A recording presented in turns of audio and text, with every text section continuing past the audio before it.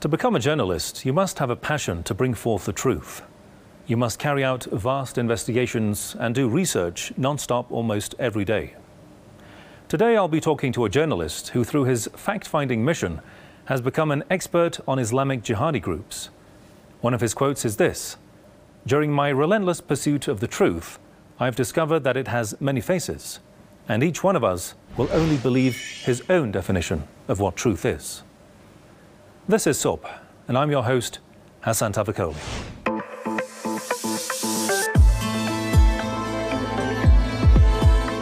Radwan Mortada was born in Libya in 1984 and moved to Lebanon in 1993.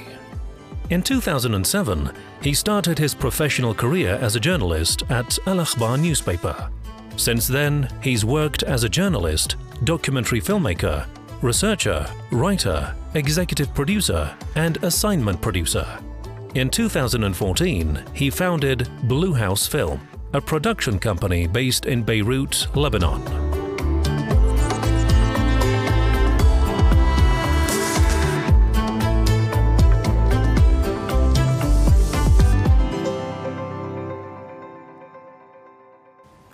Radwan Mortada, welcome to the program. Thank you. Well, first of all, I'd like to begin with that very quote of yours, where you say, "During my relentless pursuit of the truth, I have discovered that it has many faces, and each one of us will only believe his own definition of what truth is." Tell us what you mean by saying that truth has many faces. I mean that it depends on the angle from which you're looking at things. For example, a snake kills anyone it bites with its poison. Then you might view this as evil. However, if you put yourself in the place of the snake, you will view this action as a self-defense necessary for survival. Therefore, I said truth has 4 facets, and everyone supports the version of truth that aligns with their own perspective. So what inspired you to embark on a career that involves prolonged hours of research and, traveling and in some situations literally walking on thin ice? At first, I enrolled in business administration with the intention to specialize in banking and finance.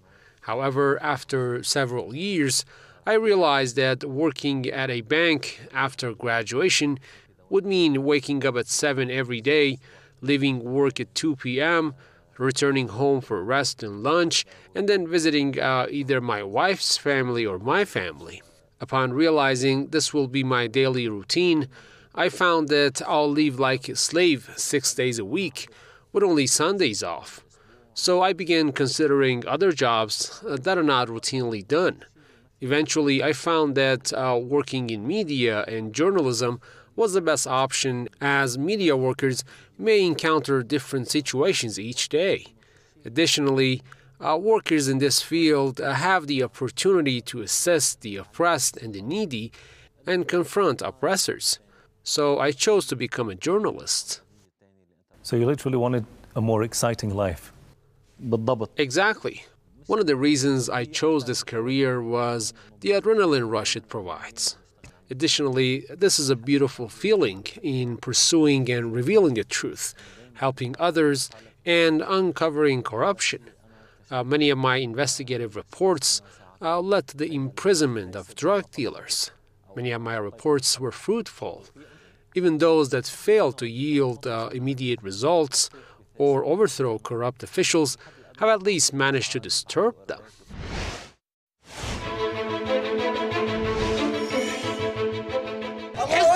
ما له شيء بالقصير ونحن صامدين بالقصير. بعتنا عليهم، بعتنا كثير ما حدا رد، يعني كلياتها شو في عنا عتاد بحر الحمص كله. قرروا بتقاوموا يوم 2 3 10 وبعدين جريحكم بتروحوا على تركيا ما بوصل. ظهروا من القصير صار علينا قصف كثير. ما عاد فات علينا شيء. اجانا حصار كبير من حزب الله. اي اعتداء على القلمون يعني ننطرد بصمتها. نحن جاهزين للمعركة، بدنا نضرب العائلات والمدنيين اللي قاعدين بلبنان بدنا نضربهم. في جبال القلمون.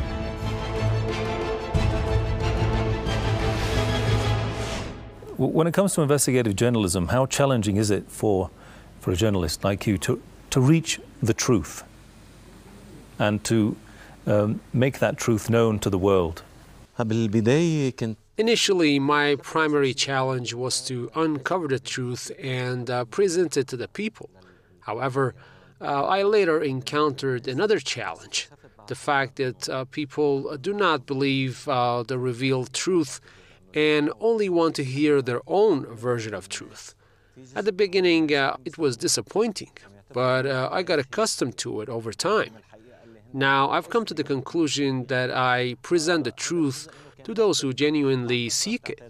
Additionally, I document these truths for historical records, revealing the supporters of the truth and those who back the oppressors based on the discussions that unfold.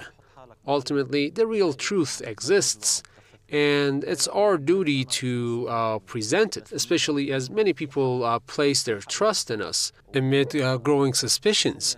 Dozens of people are contacting me, whether through social media platforms or other channels, to seek my opinion of specific cases and learn about the information I have.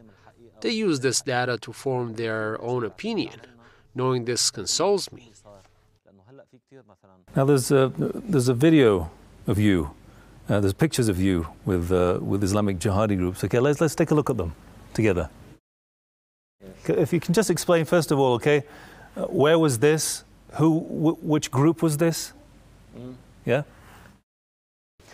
This photo was taken more than 10 years ago at the onset of the crisis in Syria. The group is connected to the Farouk brigades. Most of the individuals in this photo were later killed. This group was smuggling weapons from Lebanon to Syria. I filmed them while they were dismantling mines and replacing them to target the Syrian army. I also captured footage of how they were smuggling weapons. This photo was taken in the area between Lebanon's Wadi Khalid and Syria's Al-Qusayr.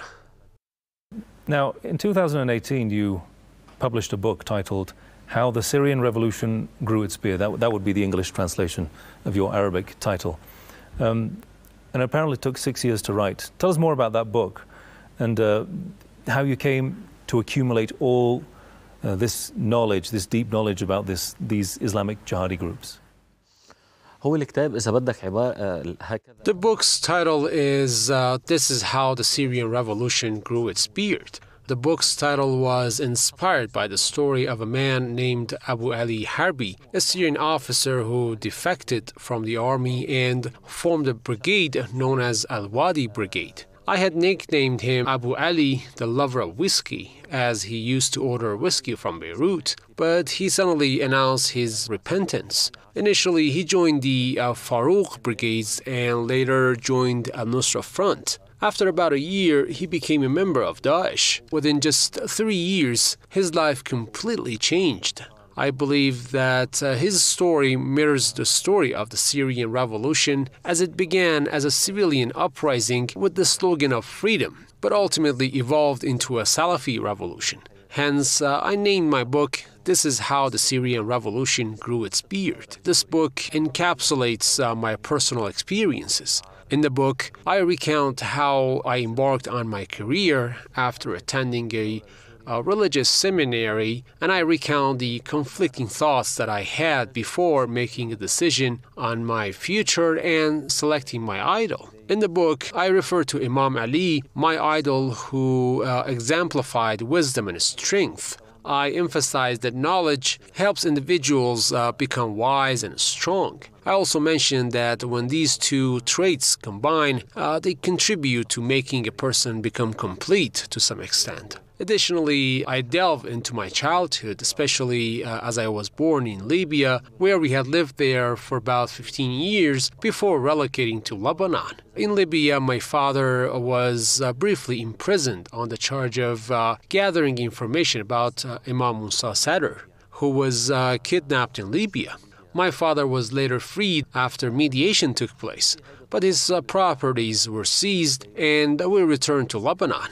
He was a friend of the Iranian ambassador to Libya, so this relation increased the suspicion of the regime of Muammar Gaddafi towards him. In the book, I described our relocation to Lebanon and where we lived there, my career as a journalist, and the cases I worked on, especially as they were dangerous. In one of the cases, I interviewed Omar al-Atrash, who smuggled car bombs to the southern suburbs of Beirut. Shortly after the interview was broadcast, Omar al-Atrash was killed in a car bomb attack, and that's why the armed group accused me of being behind his murder. Despite the dangers, my unwavering motivation lies in revealing the truth and the excitement it brings.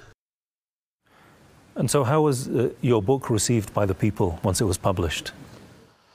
My book, which was published between 2017 and 2018, was a best-selling political book. Despite its release during the last 2 days of the Beirut International Exhibition, the first 2 editions of the book sold out quickly. Overall, it was well received. Unfortunately, I didn't translate it into English, although I got 2 offers from 2 British publishers. At the time, I was overwhelmed by events in Syria and the region, as I view myself a witness to that historic transformation in our region that began with the Arab Spring protests, a spring that eventually turned into fall.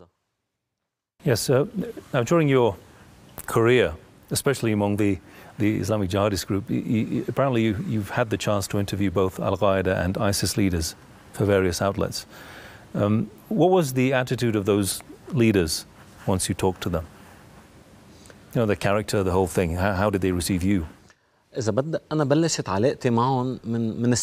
relationship with them began in the Rumia Central Prison, one of the largest prisons in Lebanon. Previously, fighting erupted between the Lebanese army and a group called Fatah al-Islam, which declared an emirate in Nahr al-Bared camp in the north of Lebanon. Many of the group's members were arrested in the incident known as Nahr al-Bared. As a journalist specializing in crime, security, and judiciary, I frequently visited the prison. During these visits, I encountered Salafi jihadists affiliated with the Al-Qaeda or Fatah al-Islam. When the Syrian conflict began, some were released after serving their prison sentences, while others escaped. I received a list from the Lebanese security apparatuses containing the 20 most wanted jihadists in the country. I searched for each of them in areas such as Ain al-Helwa camp and Arsal, visiting their homes and bringing gifts. That's how my relationship with them began.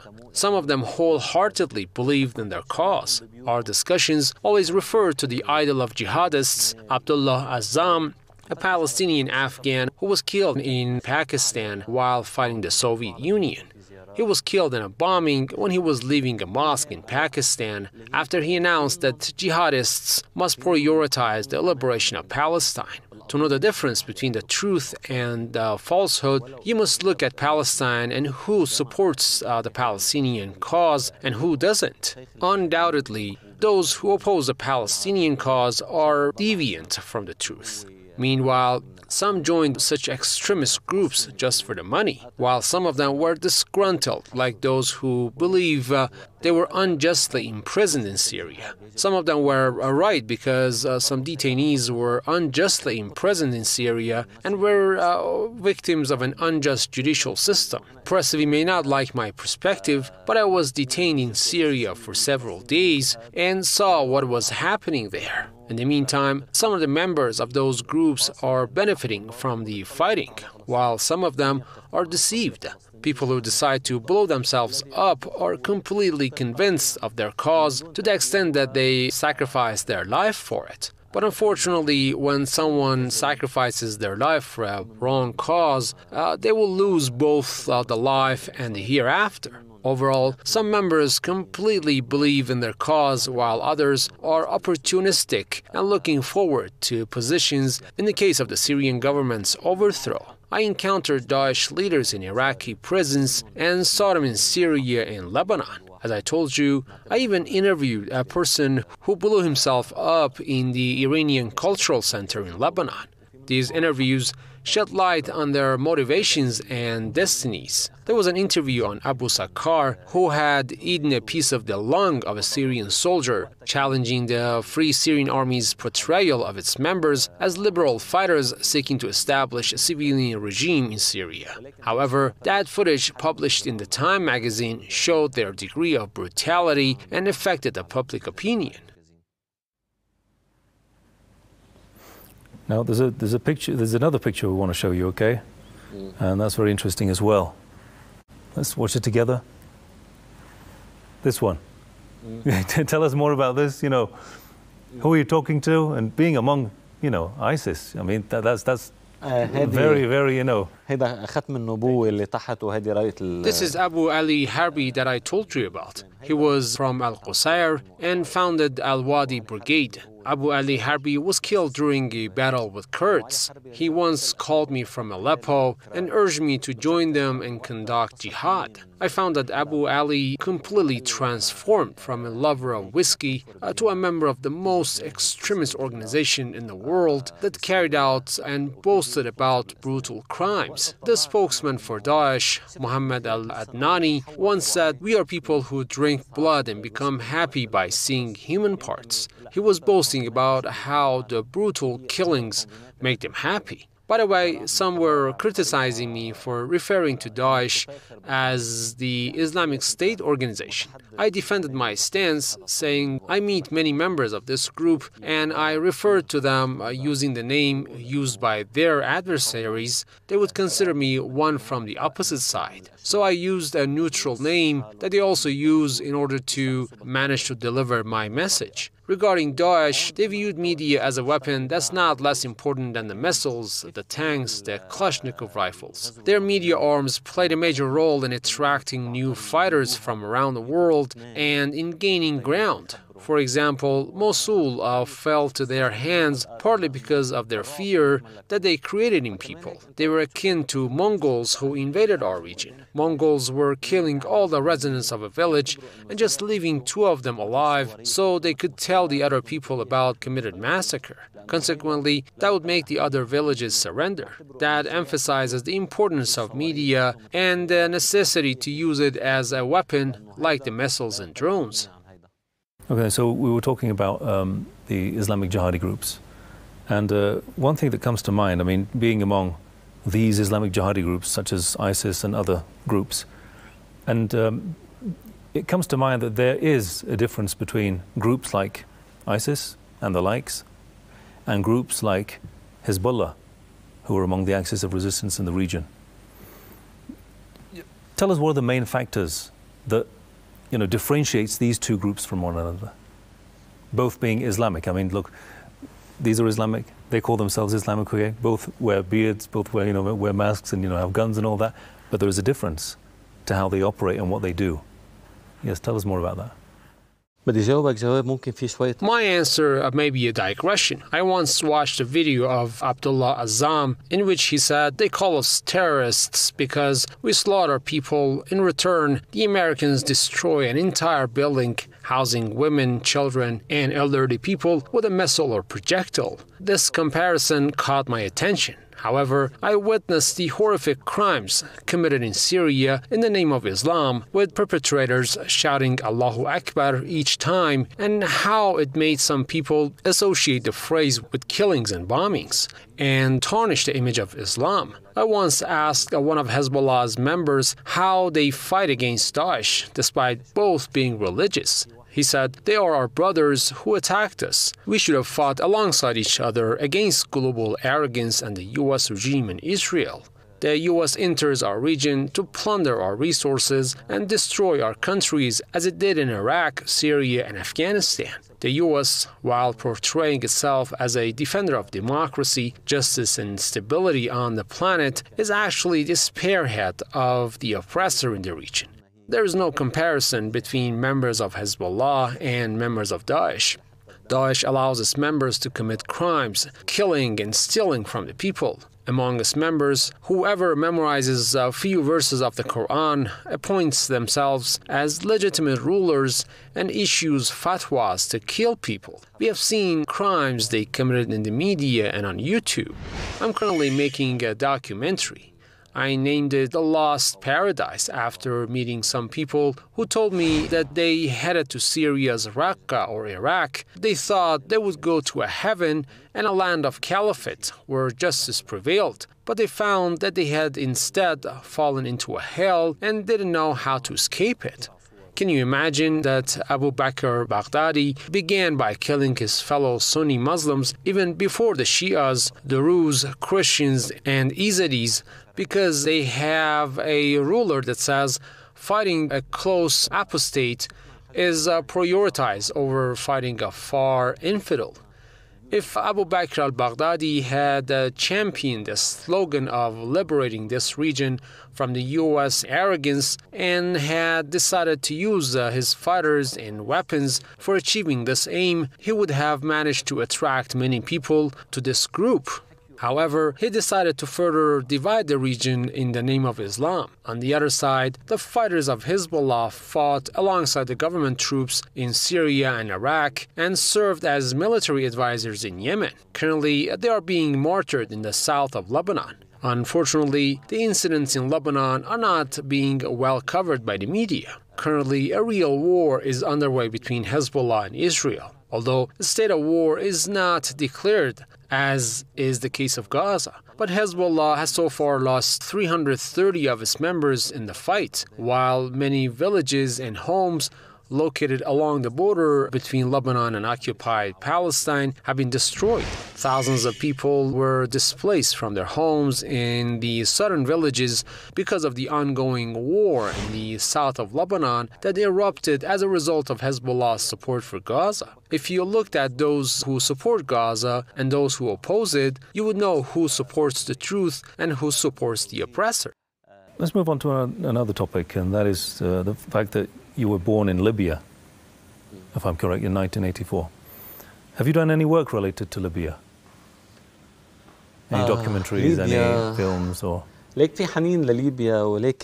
feel nostalgic about Libya. I once made a study on the media outlets in Libya and examined its financiers and supporters, and I found that the UAE and Turkey significantly influenced them. Unfortunately, Libya won't be the same again. Libya is likely to be divided into at least 3 parts. Overall, I didn't make a documentary on Libya, and I just made this study. By the way, some of my relatives, including aunts and uncles, still reside there.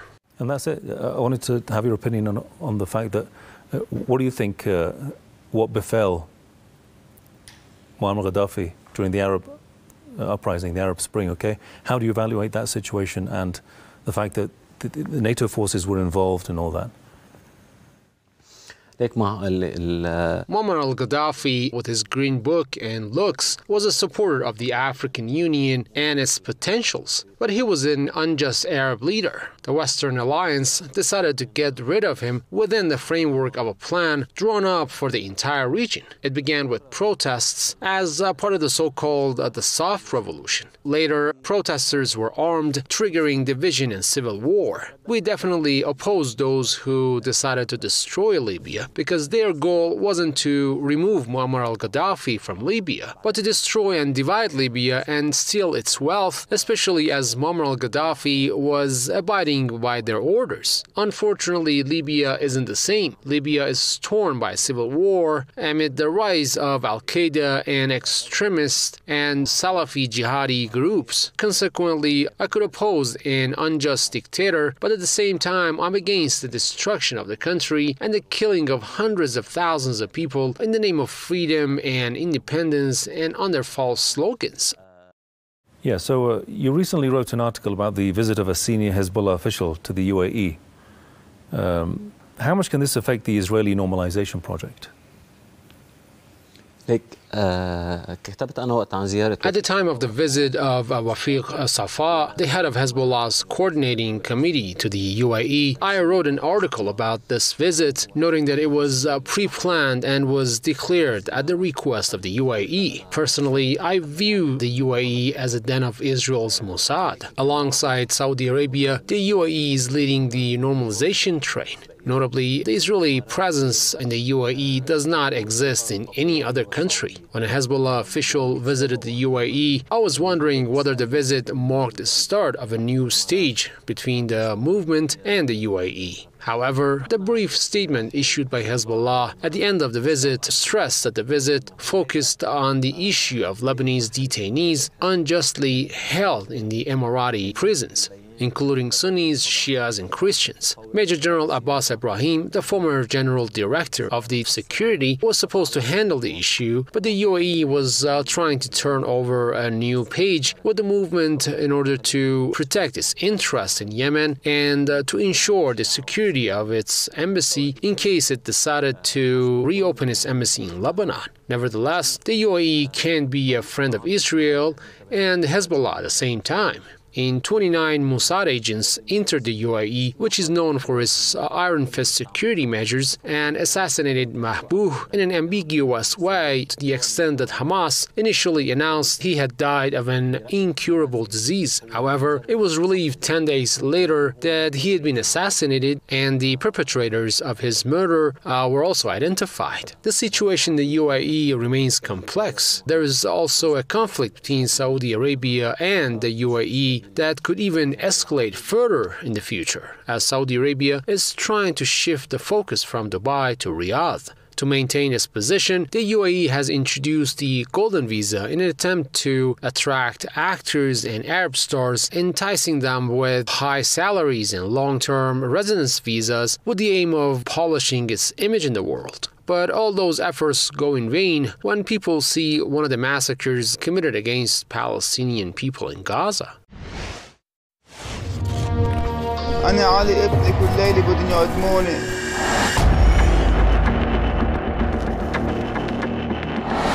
البعد الأخلاقي بشغلي كان بيمنعني تخلي أم وأهل قلبهم محروق.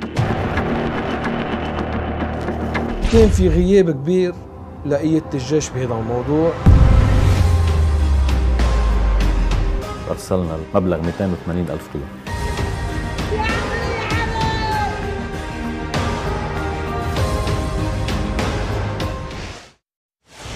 Now, a few years ago, you were sentenced to 13 months imprisonment for allegedly insulting the military in Lebanon. That was news. Tell us more about that, and how do such instances affected you and both affect press freedom? When an explosion rocked Beirut port on August 4th, I was working on a report on nitrates present in the port. After reviewing the result of the investigation, I discovered that the negligence of military officers was the main cause of the incident, as they had allowed such hazardous chemicals to remain there for 7 years. Even if an attacker caused the explosion, or it was later revealed that Israel was behind this explosion, the army still bears responsibility for the presence of that large amount of nitrate in the port, as stipulated by the law. When I publicly expressed this view, the commander of the Lebanese army decided to prevent me from entering the military court and all military institutions. So I criticized the commander of the Lebanese army in an interview, saying he acted like a militia leader and violated the law. According to the law, he should have filed a lawsuit against me, and I would have respected the court's decision. The military courts and institutions are not his personal property to prevent me from entering them. He is just an employee and receives salary from taxes paid by the Lebanese people. In response, the commander deployed forces to besiege my home in Beirut and my workplace to arrest me forcibly. That sparked anger in the media, forcing him to retreat. Subsequently, the head of the Higher Judicial Council intervened and prevented the army from arresting me. Nevertheless, they proceeded to sue me in the military court. Remarkably, the last time a journalist was tried by a military court was 50 years ago, and that journalist was Ghassan Twanni, one of the founders of Al-Nahar newspaper. Seeing the same military court sentencing a journalist to prison after 50 years highlights the backwardness in the country. So I refused to appear in the military court and asserted that I should be tried in the publications court for expressing my opinion. When I just expressed my opinion, they suppressed and intimidated me. Legislation absolutely poses a danger to journalists and prevents them from doing their job. Still, Lebanon stands at the forefront of Arab countries in terms of freedom of opinion and expression. And we as Lebanese journalists are still able to express our opinions. However, journalists should know how to lead the battle, even amidst authorities' attempts to silence us. If the journalist is assured that they are supporting the truth, then they should remain steadfast as they are carrying out their duty and saying the truth. By the way, journalism is my hobby, and I work as a journalist because of my passion. However, my source of income comes from television production and the production of documentaries and other work associated with the production company. Despite the challenges, I decided to work as a journalist because it satisfies me and helps me express my views. As Saeed Freha aptly put it, journalism is the profession of looking for trouble. That hasn't affected your following the truth? No, at all.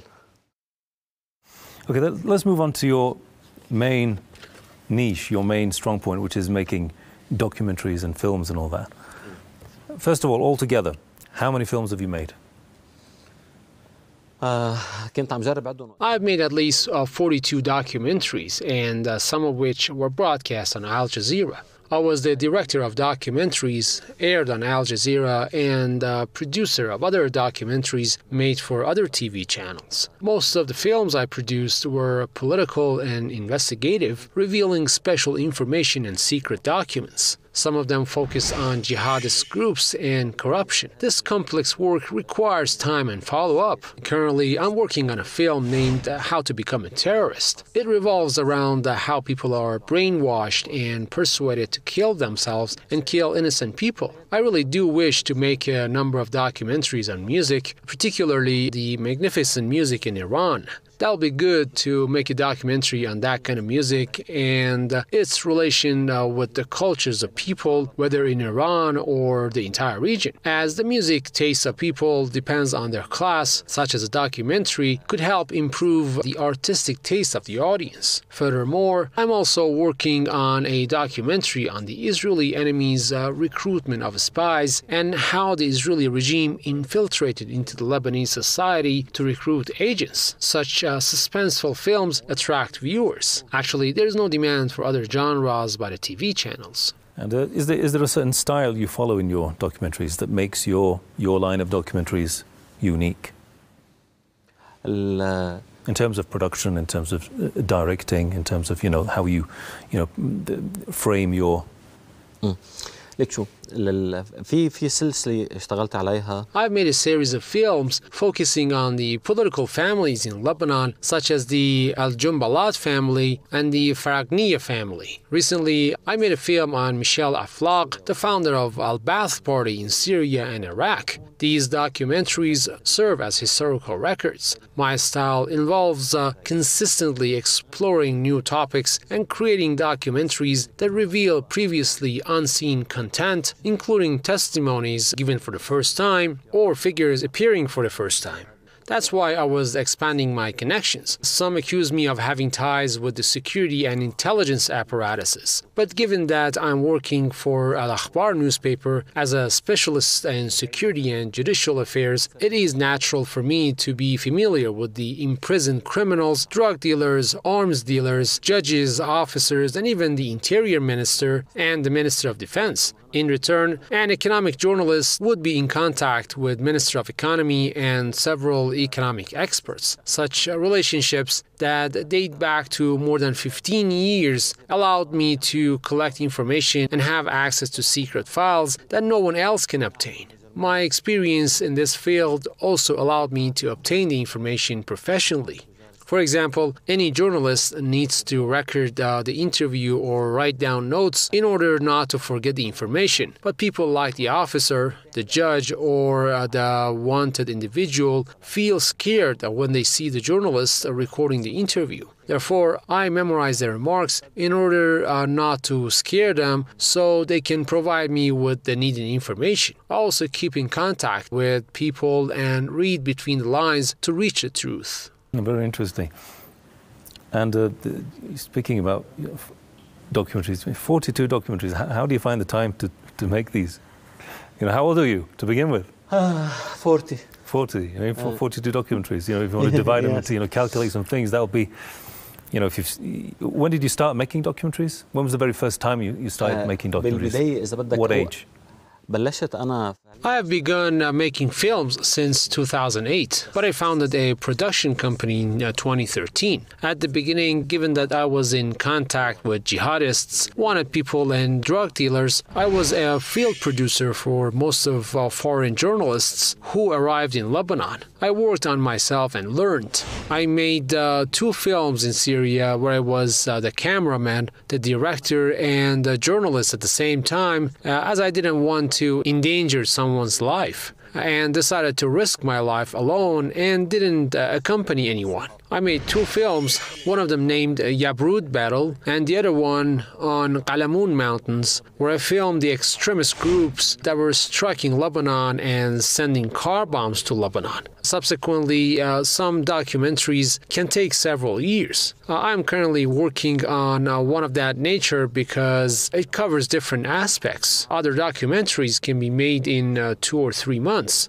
When films take more time, it's usually due to the need to obtain permits for interviews or because of the lengthy process of obtaining necessary documents. Making documentaries is like writing articles. Practicing makes them easier. It might take several days to write an article, but with practice, you can write an article in 2 hours. Given my experience in making documentaries, I know how long each phrase of it takes, including editing. Even when I conduct an interview, I know what I want, so I rarely get surprised by the answers of the interviewee. I usually know the answers that they will say and know which part of it I'll use in my film. The process of making a documentary or a movie is enjoyable. It's a creation of something that didn't exist. It allows you to present your views. Films are like historical documents. They are familiar to books. This is how the Syrian Revolution grew its beard, was my first book. But the number of readers is less than the number of viewers, as people prefer the easiest thing.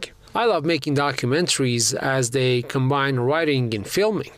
There's a better thing, which is drama, as you reach a wider audience. All the journalists, the directors, and producers wanted to reach the largest possible number of people. Yes, that's the very important point that many people and many journalists say, and many artists, in fact, say that, it's the art of communication, communicating with people and sending messages and telling different stories. Exactly. Most of your work, your documentary work, is literally all of it is basically political. Have you ever, found interest in, entering the field of non-political documentaries or cinematic stuff? Political documentaries are my passion as they deliver a message. The problem of those films is that they are good just for a specific time and they can only be watched later by those who are searching the archive. Unlike cultural and social documentaries, such as those on music that I previously mentioned, they can be good for any time and place. Some films, like drama, persist and can be watched at any time. Hollywood is spending billions of dollars on making movies because they promote their lifestyle and deliver specific messages and try to show that the U.S. can control the planet. Even when Israelis decided to begin producing, they made a number of series, including Tehran. When someone watches it, they will wonder who produced it and how it became famous, given that it's a mess. cinema and media is a weapon. There are not too many people interested in politics. For example, the new generation is not interested in politics, so you have to make them familiar with it using alternative methods. Apart from newspapers, news bulletins, and political talk shows, you can use social media platforms and short videos that are affordable to form their mindset. Movies and series are also helpful as the new generation can be influenced by their protagonists. Consequently, you can direct him to what you believe is the right path. So Radwan, if you agree, we'll take a look at a small segment at your documentaries, what you've made for us. Sure. For the world to see. نحن في إحدى المناطق الفقيرة يتعاطون أنواع مختلفة من المخدرات.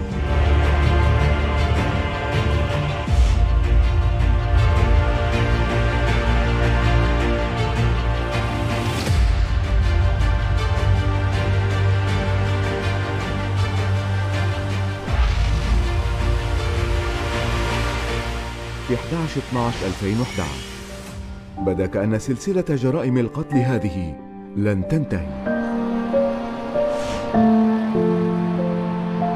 رغم كل الإجراءات الأمنية تمكن القاتلان من ارتكاب جريمة مزدوجة جديدة بطريقة نفسها. هذه المرة قتلا سائقا ثم راكبا اختاره القدر.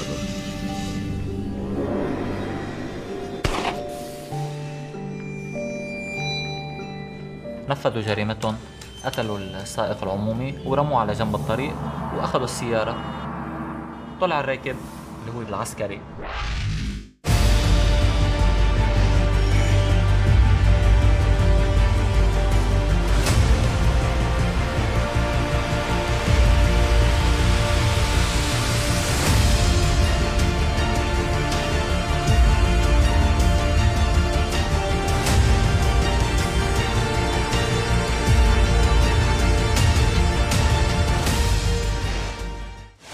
What would your advice be to aspiring filmmakers and journalists who want to, follow in your footsteps, make documentaries and, get into the work you do? What would your advice be to them?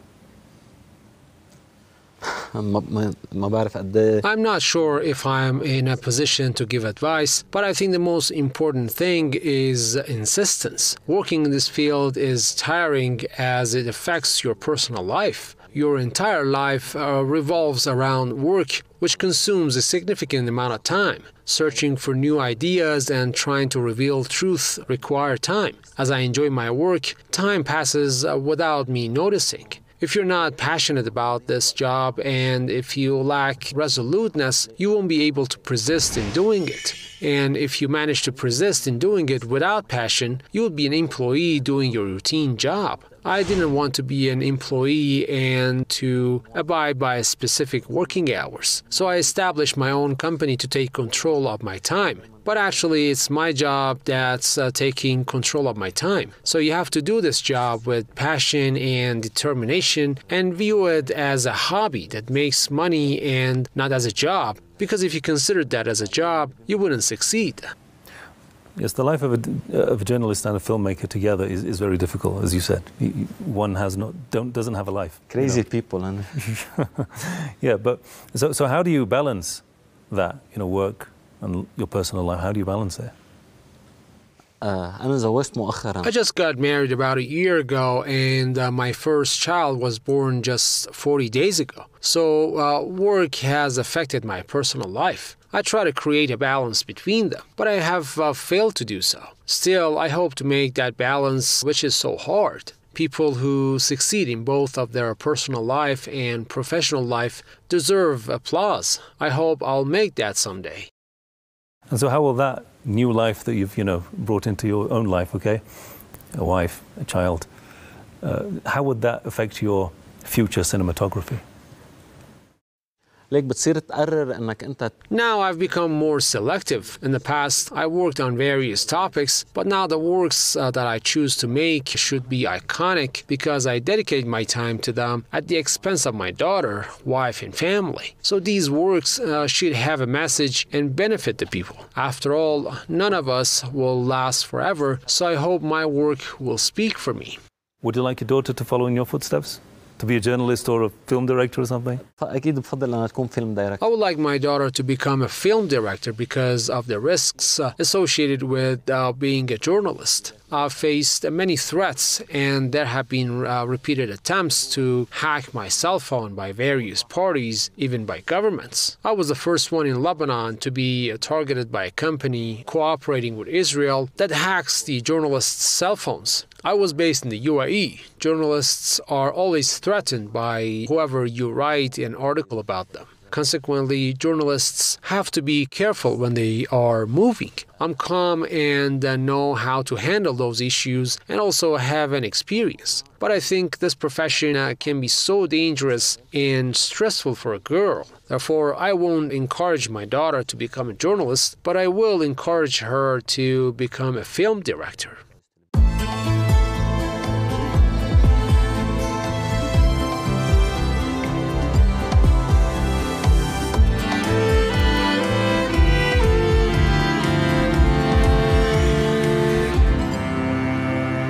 At the end of every show of ours, we request our guest to look into the camera opposite them and speak their mind, to whomever they want to address, to the world, to whoever they have in mind. Yeah. So the camera is yours. Go ahead.